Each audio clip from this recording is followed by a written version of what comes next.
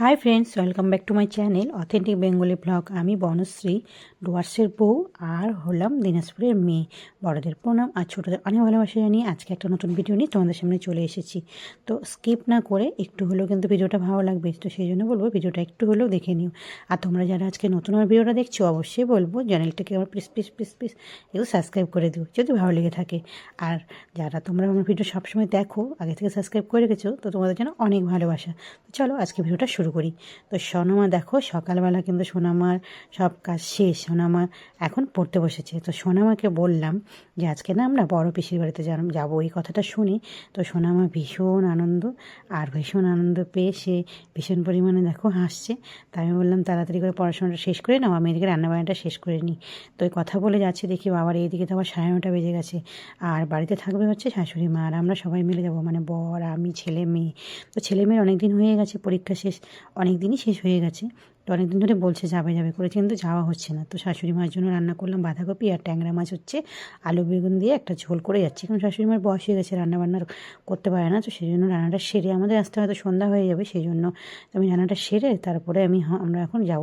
তো রান্নাবান্না শেষ, তারপরে রেডি হয়ে আমি আর আমার মেয়ে যাবো হচ্ছে বাসে করে, আর আমার ছেলে আর আমার বর যাবে বাইকে করে। তো জানো তো বাসে গিয়ে দেখি মানে সারপ্রাইজ হয়ে গেছে, এটা হচ্ছে লেডিস বাস ছিল, তার সঙ্গে দেখি লেডিস কন্ট্রাক্টর। তো আমার একটু মজা লাগলো, সেই জন্য ভাবলাম একটু ভিডিও করে নিই, কিন্তু ড্রাইভারটা লেডিস নাকি জেন্টস উঠবে সেটা জানি না। তো তারপরে আমরা কিন্তু পৌঁছে গেলাম বাসে করে। তারপরে গিয়ে সোনামার দেখো একবার বড় পিসির বাড়িতে অনেক দিন পরে এসেছে, সেই জন্য ভীষণ আনন্দ। তো আমি জানো মিষ্টি খাচ্ছিলাম, তো আমাকে ভাগ্নি বললো মামি দাঁড়াও তুমি যখন মিষ্টি খাচ্ছো তোমাকে তাহলে আমি একটু ভিডিও বানিয়ে দিই। তো আমি বললাম ঠিক আছে তাহলে দেখা। তারপর ভিডিও বানিয়ে দিল। তারপর মিষ্টি খেয়ে তারপরে দেখি যে বড় ননদের আবার এদিকে রান্নাবান্না হয়ে এসেছে। আমরা গিয়েছিলাম মোটামুটি 11:30 15:00 দিকে ওদের বাড়িতে ঢুকেছি। তো সোনামা দেখো খেতে বসেছি, আর কি বলছে শোনো। কি ভাত খাচ্ছ মা? মাংস দিয়ে ডাল দিয়ে মাটন। আচ্ছা ঠিক আছে। তো আমাদের খাওয়া দাওয়া শেষ, তো রেডি হয়ে আমরা যাচ্ছি এখন কোচবিহারে ঘুরতে। সবাই মিলে যাচ্ছি, খালি ননদই যাচ্ছে না, আর ননদের জামাই তো কোচবিহারে রয়েছে। সোনামা এই যে যখন থেকে বের হয়েছে তখন থেকে দিদির ব্যাগ নিয়ে যাচ্ছে। দিদির ব্যাগ দখল করলি নাকি ও মা? দিদির ব্যাগ দখল করে আছে। তা আমরা হচ্ছে ননদের বাড়িতে এসেছিলাম, এখানে খাওয়া দাওয়া শেষ করলাম, এখন আমরা হচ্ছে ঘুরতে যাচ্ছি। যাই, মেয়ের পরীক্ষা শেষ হয়ে গেছে, অনেক দিন ধরে বলছে ঘোরা হচ্ছে না, সেই জন্য ভাগ্নিকে সঙ্গে নিয়ে নিলাম। আর আমাদের তো মানে ননদকে নেওয়া হলো না, আর জামাই তো কোচবিহারই আছে। আর এই যে হচ্ছে আমি বেরিয়ে পড়লাম একটু ঘুরতে। কোচবিহারে দেখার মতো কিছু আছে অল্প স্বল্প, রাজবাড়ি আছে, মদনমোহন বাড়ি আছে, এগুলো অনেকবার ঘোরা হয়ে গেছে, তবু ওগুলোকেই যাবো ঘুরতে আবার, কিন্তু মেয়ে যায়নি। সোনামা একবার এখনো পর্যন্ত রাজবাড়ি দেখেনি, সেই জন্য যাচ্ছি সোনামাকে নিয়ে। এই যে সোনামা চলে এসছে। তো দেখো সোনামার অবস্থা দেখো, দিদিভাইয়ের ব্যাগটা কিন্তু ও ঘাট থেকে ছাড়ছেই না, দিদিভাইয়ের ব্যাগটা নিয়ে ঘুরে বেড়াচ্ছে। আর একদিকে দাদা একদিকে দিদি হাত ধরে ধরে ওকে নিয়ে হাঁটছে। তারপরে আমরা উঠে পড়লাম গাড়িতে, এখন আমরা কোচবিহারে পৌঁছে যাব। আর আর কোথায় যাব, কোচবিহারে দেখার মতো শুধু রাজবাড়ি আছে, দেখেছি অনেকবার, তবুও সোনামা না ছোটোবেলা থেকে একবারও দেখেনি। তো ভাবলাম সোনামাকে নিয়ে একটু ওখান থেকে ঘুরে আসি, এত জায়গাটা অনেকটা সুন্দর, তো সোনামা গেলে মজা পাবে, সেই জন্য ভাগ্নিকেও নিয়ে নিলাম। আর ননদের জামাই তো কোচবিহারে কাজ করে, তো ওখানেই রয়েছে। তো আমরা কথা বলতে বলতে দেখো আমরা কিন্তু এখন দেখাই যাচ্ছে দূর থেকে, দেখো কোচবিহারের রাজবাড়িটা। তোমরা অনেকেই দেখেছো, অনেকেই আবার দেখোনি, হয়তো আজকে আমার ভিডিও দিয়ে ফার্স্ট টাইম দেখবে, আবার অনেকে দেখেছো। তো তারপরে টিকিট কাটতে হবে, তো এখানে টিকিট কেটে নিল, কত করেছে টিকিট ঠিক আমি জানি না। তো টিকিট আমার বরকে কাটতে গেছে, তারপর টিকিট কেটে তারপরে হচ্ছে আমরা এখন ভিতরে ঢুকে ফেললাম, মানে পড়লাম। তো এখান থেকে অনেকটা হাঁটতে হাঁটতে যেতে হবে রাজবাড়িতে।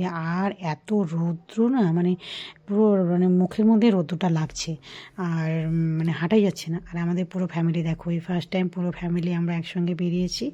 আর তার সঙ্গে ভাগ্নিও আমাদের একটু ভিডিওটা সেই জন্য করে দিল, তো বললো যে চলো আমি একটু ভিডিওটা করে দিই। বললাম ঠিক আছে ভিডিওটা করে দে। তো ভিডিওটা করে দিল, তো তারপরে চলো দেখা যায়।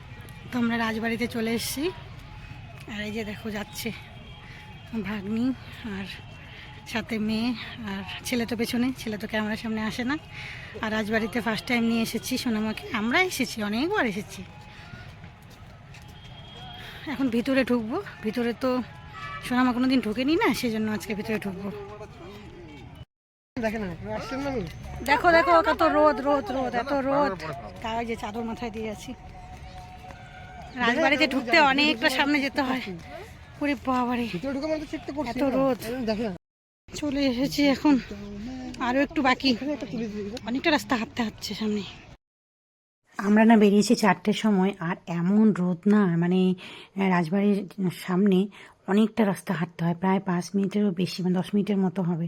কখন থেকে আমরা হাঁটছি, আর রোদটা এমন মুখে লাগছে না, কি আর বলবো। তো এইভাবেই সবাই কষ্ট করে একটু হাঁটতে হাঁটতে গেলাম। আর ভিতরে ঢুকবো, ভিতরে তো আবার ক্যামেরা করা যাবে না, তো সোনামাকে নিয়ে একটু ভিতরটা দেখাবো। সোনামা তো দেখে নাই, ফার্স্ট টাইম, তো ওই জন্য ভিতরটাতে মানে সবাই আমরা দেখেছি, শুধু সোনামাই দেখেনি। তো সোনামাকে নিয়ে দেখাবো। আর দেখো সাইডের জায়গাগুলো এত সুন্দর না, চারদিকে এত ফুল এত ফুল, আর জায়গাটা এত সুন্দর। সত্যি না, রাজবাড়িতে আসলে না মনটা সত্যি ভরে যায়। তো তোমরা একবার হলেও কিন্তু এই রাজবাড়িটা থেকে ঘুরে যাবে। আমি তো বিয়ে হয়েছে আমার 19 বছর হয়ে গেল, 20 বছরে পড়বে, 20 বছরে পড়েই যাবে, এবারে 20 বছর পড়ে গেছে, 20 বছর। তো 19 বছর পূর্ণ হয়ে, তো এই যে দেখো কত পাখি, সেজন্য একটু ভিডিও করে নিলাম।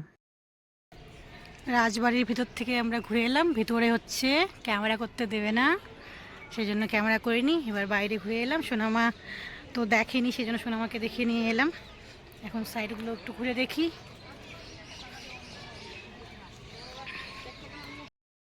তো এবারে আমার বরের অবস্থাটা দেখো, দেখো সব ব্যাগগুলো বরকে দিয়েছি, বর বসে বসে মানে পাহারা দিচ্ছে, আর আমি আর আমার ভাগ্নি। আর মানে আমরা ভেবেছি জুতো খুলে এবার হাঁটবো। এখন একটু সন্ধ্যা সন্ধ্যা হয়ে এসেছে, আর সত্যি কথা বলতে কি, ঘাসের উপরে না খালি পায়ে হাঁটলে না দারুণ মজা লাগে। তো যখন আমার ছেলে মেয়ে মানে জন্ম হয়নি, তখন ছোটোবেলায় যখন যেতাম, তখন ভাগ্নি শুধু ছিল। তো ভাগ্নিকে নিয়ে যখন যেতাম না, তখন ভাগ্নিকে ছেড়ে দিয়ে আমরা ঘাসের মধ্যে না হাঁটতাম। তারপরে ছেলেকে নিয়েও অনেকবার গেছি, তো মেয়েকে নিয়ে ফার্স্ট টাইম। তো ভাগ্নিকে বললাম চল একটু খালি পায়ে হাঁটাহাঁটি করি। তো দেখো ভাগ্নি খালি পায়ে হাঁটাহাঁটি করছে, আর আমি তো একটু ভিডিও করলাম। আর ওই দিকে দেখো ওরা যে কী করছে।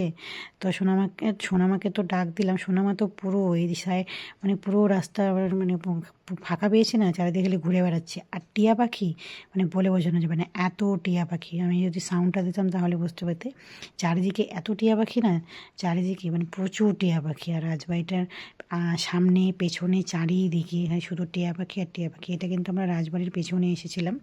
তো তারপরে এখন ওখানেও দেখি প্রচুর টিয়া পাখি। তো পুরো রাজবাড়ি ঘোরা শেষ, আমরা এখন সন্ধ্যা সন্ধ্যা হয়ে যেহেতু আজকে অনেক রোদ উঠেছে, সেই জন্য মানে প্রচণ্ড রোদ, সেই জন্য মানে বেলাটা মনে হচ্ছে একটু বড় বড়। তো এখন 5:30টার মতো বাজে। তো এখন আমরা তারপরে এখন রাজবাড়িতে এখন গেট বন্ধ করে দেবে। তো বলছে সবাইকে যে এখন বের হতে হবে। তো 4:30 পৌনে 5টার মধ্যেই কিন্তু মানে বেরিয়ে যেতে বলে। তো যেহেতু একটু বেলাটা বড় বড়, সেই জন্য একটু দেখতে পাচ্ছ এখানে সবাইকে বলছে যে বেরিয়ে যেতে। তারপরে আমরা এখান থেকে বেরিয়ে চলে গেলাম হোটেল এলোরা। তো এলোরায় তো এখানটায় হচ্ছে গেলাম, এখানটায় আমাদের বড় জামাই ফোন করে বলেছে যে আমরা কি খাবো, সেই খাবার দাবার করার জন্য ওখানে যেতে বললো। তারপরে এখন সন্ধ্যা হয়ে এসেছে কিন্তু অনেকটা, তো সবাই বলে চা খাবে। তো আমি চা খাই না, তো ওরা সবাই চা খেয়ে নিল।